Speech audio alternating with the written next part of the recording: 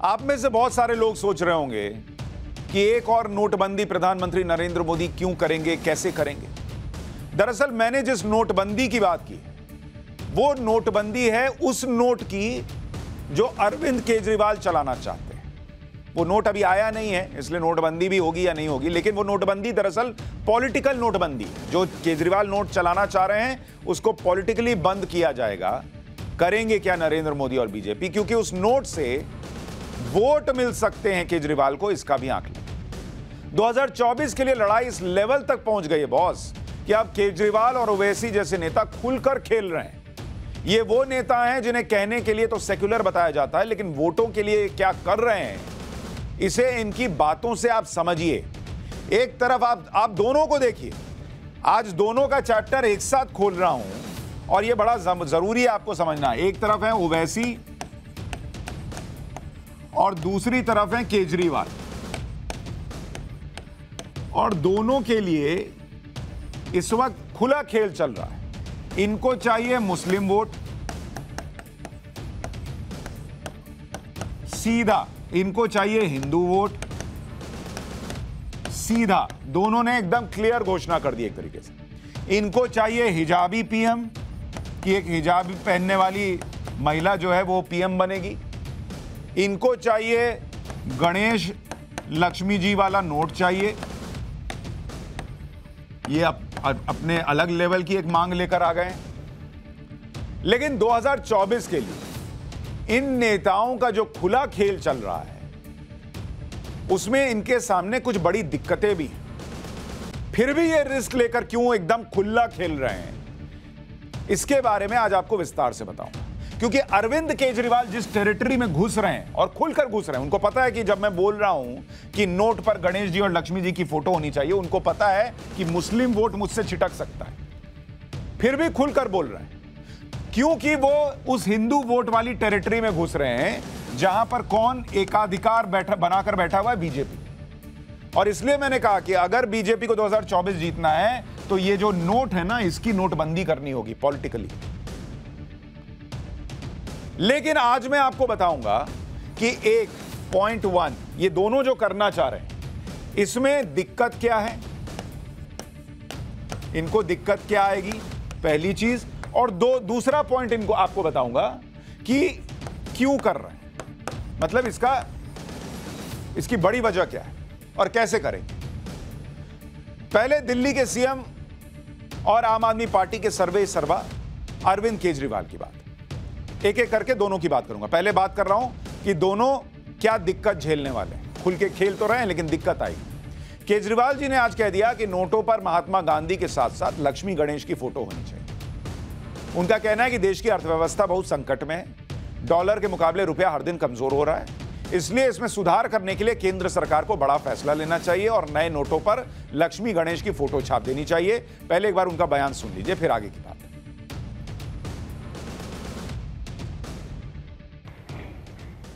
आज मेरी केंद्र सरकार से, प्रधानमंत्री जी से अपील है, भारतीय करेंसी के ऊपर एक तरफ गांधी जी की तस्वीर है, वो वैसे ही रहनी चाहिए, लेकिन दूसरी तरफ श्री गणेश जी की और श्री लक्ष्मी जी की तस्वीर भारतीय करेंसी के ऊपर लगाई जाए। जैसा मैंने कहा कि हमें अपनी अर्थव्यवस्था को सुधारने के लिए, भारत को आगे तरक्की देने के लिए बहुत सारे एफर्ट्स की ज़रूरत है, लेकिन उसके साथ साथ देवी देवताओं के आशीर्वाद की भी ज़रूरत है। अगर भारतीय करेंसी के ऊपर एक तरफ गांधी जी की तस्वीर है वो एज इट इज़ रहे, दूसरी तरफ अगर लक्ष्मी जी की और गणेश जी की तस्वीर होगी तो इससे पूरे देश को उनका आशीर्वाद मिलेगा। देखिए क्यों हम कह रहे हैं कि केजरीवाल और ओवैसी खुला खेल रहे हैं। पहले केजरीवाल जी की बात कर रहा हूं। जब वो ये कह रहे हैं कि अर्थव्यवस्था जो है वो गड़बड़ है और अगर नोट में लक्ष्मी गणेश जी की फोटो लग जाएगी तो अर्थव्यवस्था बेहतर हो जाएगी, तो बेसिकली वो ये जानते तो हैं कि गणेश जी और लक्ष्मी जी की फोटो लगने से अर्थव्यवस्था ऊपर नीचे नहीं होती, लेकिन वो इस जो एक तरीके से कहिए उनके लिए परेशानी खड़ी करेगा कि वो एक मैसेज ये भी दे दे रहे हैं कि मुसलमान जिसको मानते हैं, मान लीजिए 786 को मानते हैं, उससे जो है अर्थव्यवस्था नहीं सुधर सकती। सिख जिसको मानते हैं उनकी फोटो लगा देने से अर्थव्यवस्था नहीं सुधर सकती। ईसाई जिसको मानते हैं, जीसस क्राइस्ट, उनकी फोटो लगा देने से अर्थव्यवस्था नहीं सुधर सकती। वो कह रहे हैं सिर्फ हिंदुओं के देवी देवता लक्ष्मी जी और गणेश जी की फोटो लगाएगा तो अर्थव्यवस्था सुधरेगी। मतलब आप देख रहे हैं, मतलब खुल के सीधा हिंदुओं के साथ आ गए। और उनको पता है कि इस तरह की बातों से, हिंदुत्व कार्ड खेलने से उनके मुस्लिम वोट बैंक पर असर पड़ सकता है। फिर भी केजरीवाल ये सब कर रहे हैं क्योंकि उनको लग रहा है कि अगर 2024 के लिए लड़ाई में आना है तो उन वोटों में भी अपना शेयर बनाना पड़ेगा जिन वोटों पर फिलहाल बीजेपी का एकाधिकार है। हिंदू वोट लोग 80-20 करते हैं, मुस्लिम वोट के लिए मैं आपको एक उदाहरण देता हूं कि केजरीवाल ये क्यों करना चाह रहे हैं। अगर आप देखेंगे इस देश के अंदर, और ये कायदे से वैसे समझाना नहीं चाहिए, लेकिन इस देश की पॉलिटिक्स अब इस तरह से चल रही है कि हिंदू वोट, मुस्लिम वोट, इस पर जो है नेता पूरी तरीके से खुलकर फोकस करने लगे हैं, इसलिए आपको समझा रहा हूं। हिंदू वोट के लिए जो पार्टी अपने आप को क्लेम करती है कि मैं पूरी तरह से हिंदुओं के लिए स्टैंड लेती हूं, खड़ी होती, जिस पर आरोप भी लगता है कि भाई हिंदूवादी सरकार चल रही है, वो बीजेपी है। एक पार्टी होती थी शिवसेना, वो भी आज की डेट में जिस तरह से उन्होंने गठबंधन किया, जिस तरह के लेवल पर वो चले गए, ये भी कट गया। दूसरी कौन पार्टी है जिसको आप कहते हैं कि हिंदुओं के लिए खड़ी हो रही है, या हिंदू वोटर जो है वो उस पार्टी की तरफ खुलकर चला जाएगा? मुस्लिम वोट के लिए आप देखिए, आप नाम लेते जाइए, चाहे वो आम आदमी पार्टी हो, चाहे आप टीएमसी की बात कर लीजिए, चाहे आप समाजवादी पार्टी की बात कर लीजिए, चाहे आप बीएसपी कर लीजिए, चाहे आप कांग्रेस कर लीजिए, चाहे आप एआईएमआईएम कर लीजिए, चाहे आप जितनी पार्टियों के नाम ले लीजिए, ये 20% वोट शेयर है मान लीजिए, और ये 80% है। ये 80% में एक पार्टी जो है उसने खुला अपना आधिपत्य जमा रखा है। ये 20% के लिए मारामारी, और यहां और नाम आ सकते हैं, मैं तो आपको कुछ बता रहा हूं जो लगे पड़े। इसलिए आम आदमी पार्टी अब कूदकर पाला बदल रही है, और वो कूदकर यहां आना चाह रही है कि बीजेपी के अलावा हम भी एक कंटेंडर हैं। क्यों? 20% में 10 लोग खड़े हैं तो कितना, 2-2% ही ना मिलना है। लेकिन ये जिस पिच पर वो खेल रहे हैं, बीजेपी की पिच पर, वो पिच बाउंस से भरी हुई है। केजरीवाल जी के लिए बहुत दिक्कतें हैं, क्योंकि केजरीवाल जी के साथ उनका इतिहास भी है। अरविंद केजरीवाल ने जब नोटों पर लक्ष्मी गणेश की बात की तो कुछ लोग केजरीवाल जी को उनकी ही पुरानी बातें याद दिलाने लगे, और वो उनकी सबसे बड़ी दिक्कत है। उनका इतिहास जो है वो आड़े आएगा। 10 बार, 1000 बार उनके वीडियोस दिखाए जाएंगे कि आप पहले कुछ और कहते थे, आप कुछ और कह रहे हैं। गुजरात और हिमाचल में चुनाव है तो हिंदू कार्ड खेल रहे हैं। यही केजरीवाल, उन पर आरोप लग रहा है कि पहले हिंदू प्रतीकों और देवी देवताओं पर टिप्पणी करते थे, कैसी कैसी। जैसे एक आप 2019 का उनका एक ट्वीट देखिए, लिखा है समवन सेंट दिस, झाड़ू से स्वास्तिक को मारने वाली फोटो पोस्ट की गई। आज हजारों लोगों ने यह ट्वीट जो है वो रेल दिया, लो देखो तुमने क्या किया। ये उनकी चुनौती है बॉस। आज आप लक्ष्मी गणेश की फोटो लगाने की बात कीजिएगा और पिछला लोग एकदम से भूल जाएंगे, ये नहीं होगा। अरविंद केजरीवाल के कुछ पुराने वीडियो भी हैं जिसमें वो राम मंदिर के बारे में ऐसे बयान दे रहे थे जिससे राम मंदिर को लेकर विरोध नजर आता है। आज लोग वो पुराने बयान याद दिला रहे हैं, एक बार सुनिए। जब बाबरी मस्जिद का ध्वंस हुआ तो मैंने नानी से पूछा, नानी अब तो आप बड़े खुश हो गए, अब तो आपके भगवान राम का मंदिर बनेगा। कहती है ना बेटा, मेरा राम किसी की मस्जिद तोड़ के ऐसे मंदिर में नहीं बस सकता। मैं सोच रहा था कि अगर Jawaharlal Nehru ji steel authority of India की जगह मंदिर बना देते तो क्या इस देश का विकास हो सकता था? यानी पूरा देश जब राम मंदिर की बात कर रहा था तब अरविंद केजरीवाल कहते थे कि ये मंदिर, मस्जिद, स्टैच्यू बनाने से कुछ नहीं होगा, स्कूल, अस्पताल, पुल बनाने चाहिए। वो वाला बयान भी आज लोग जो है वो धड़ाधड़ ट्वीट मार रहे हैं। सुनिए। आज दुनिया इतनी आगे बढ़ गई है, इतनी आगे बढ़ गई है, अगर हमारे देश को तरक्की करनी है तो ये मंदिर मस्जिद बनाने से नहीं होगी, ये स्टैच्यू बनाने से नहीं होगी, अस्पताल, स्कूल, सिग्नेचर ब्रिज बनाने से देश की तरक्की होगी। दोस्तों, तो आज लोग पूछ रहे हैं कि अगर देश की तरक्की स्कूल, कॉलेज, अस्पताल बनाने से होती है तो अर्थव्यवस्था की तरक्की के लिए लक्ष्मी जी, गणेश जी की फोटो क्यों? किसी स्कूल की फोटो लगा दीजिए, किसी अस्पताल की फोटो लगा दीजिए।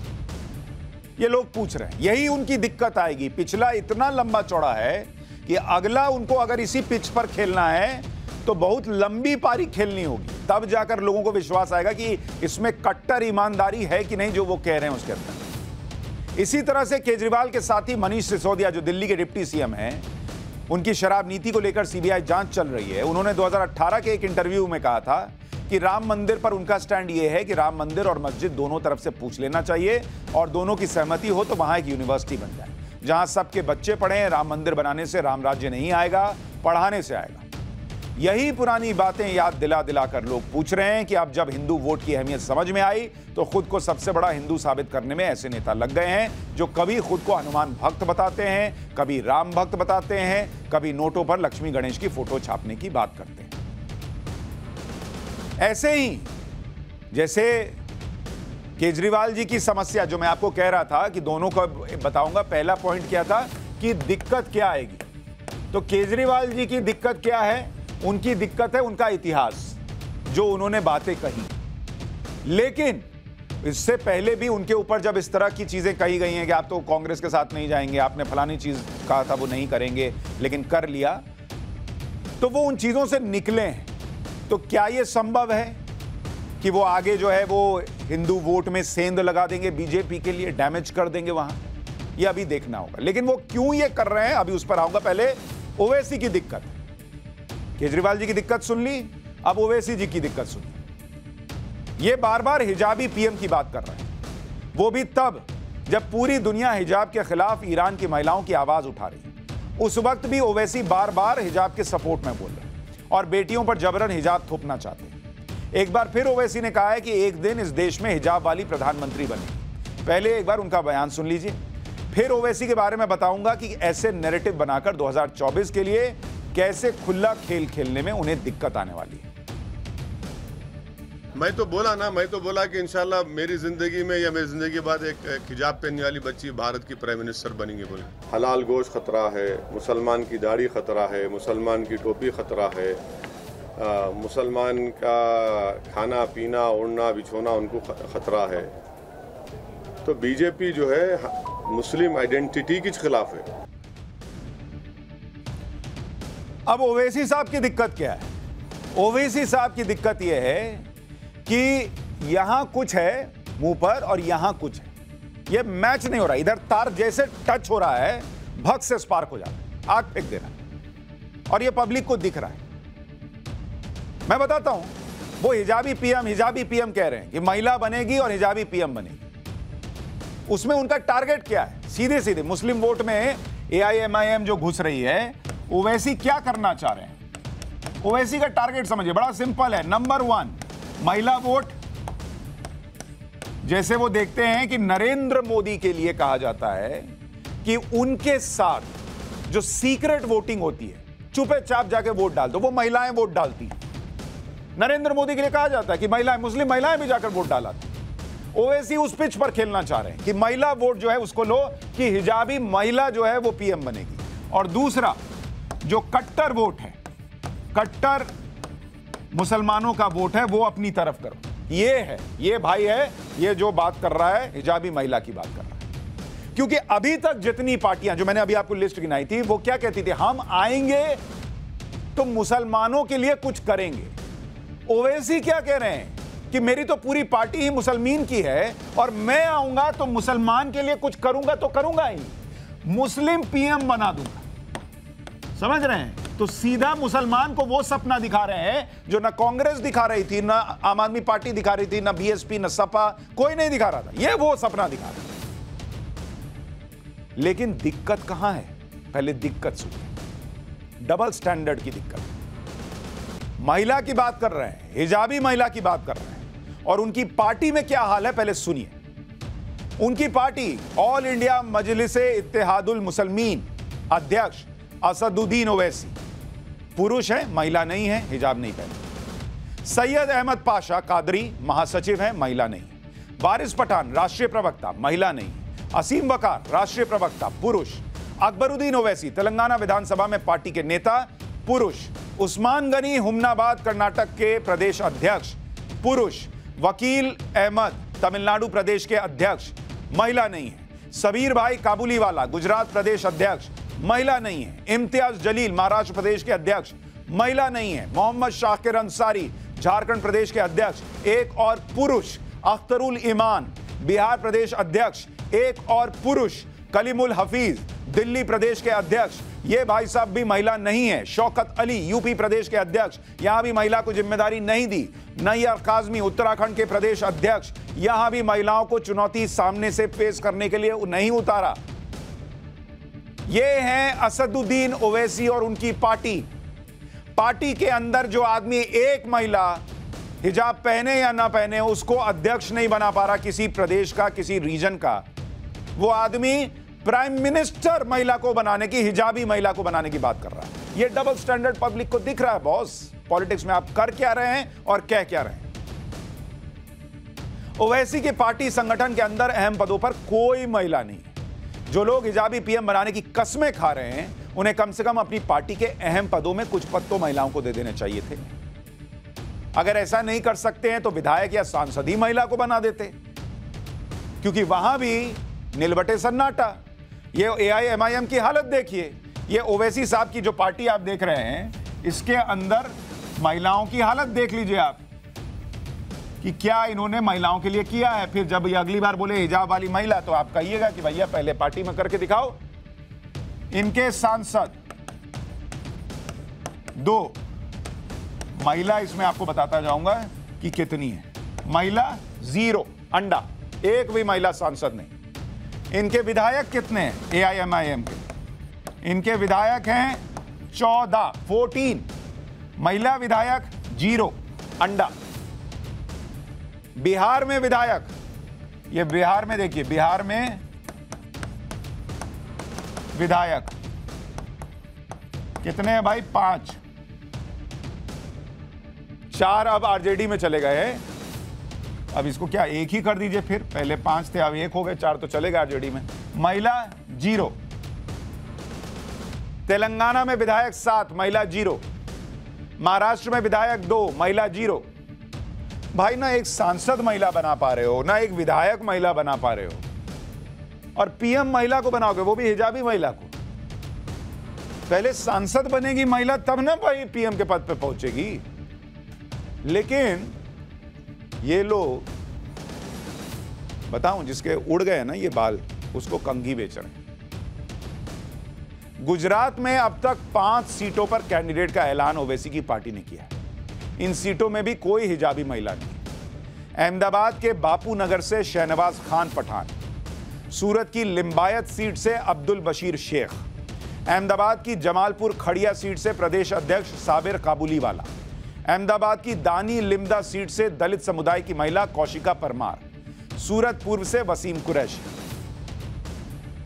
यानी ये सब बातें सबके सामने हैं, फिर भी ओवैसी हिजाबी पीएम की अगर बात कर रहे हैं तो वो मुसलमानों के अंदर यही सोच भरना चाहते हैं कि बाकी पार्टियां तो मुसलमानों की स्थिति सुधारने की बातें करती हैं, लेकिन ओवैसी सीधे हिजाबी पीएम बनाने की बात कर रहे हैं। इसलिए मुस्लिम वोट सीधे तौर पर ओवैसी को अपना सबसे बड़ा हमदर्द माने और वो मुसलमान के जो वोट हैं उसके इकलौते ठेकेदार बन जाएं, ये वो चाहते हैं। लेकिन दिक्कत ये है बॉस कि आप चाहते हैं, लेकिन भगवान ने लोगों को ये भी दिया, ये भी दिया और ये भी दिया। अब वो पाठशाला में सब देख रहे हैं और सब एनालाइज कर रहे हैं कि आप जो कह रहे हैं और जो हो रहा है मैच नहीं हो रहा बॉस।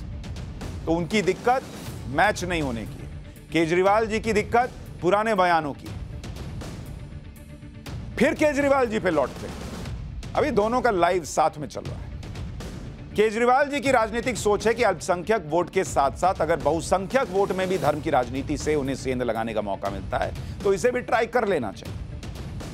अरविंद केजरीवाल पिछले कुछ सालों से कर रहे हैं। आपको याद होगा कि अभी कुछ हफ्ते पहले केजरीवाल ने अपने एक मंत्री से इस्तीफा दिलवा दिया था, जबकि सत्येंद्र जैन और मनीष सिसोदिया जैसे मंत्री अब भी पद पर बने हुए हैं। सत्येंद्र जैन तो जेल में है, फिर भी पद पर है।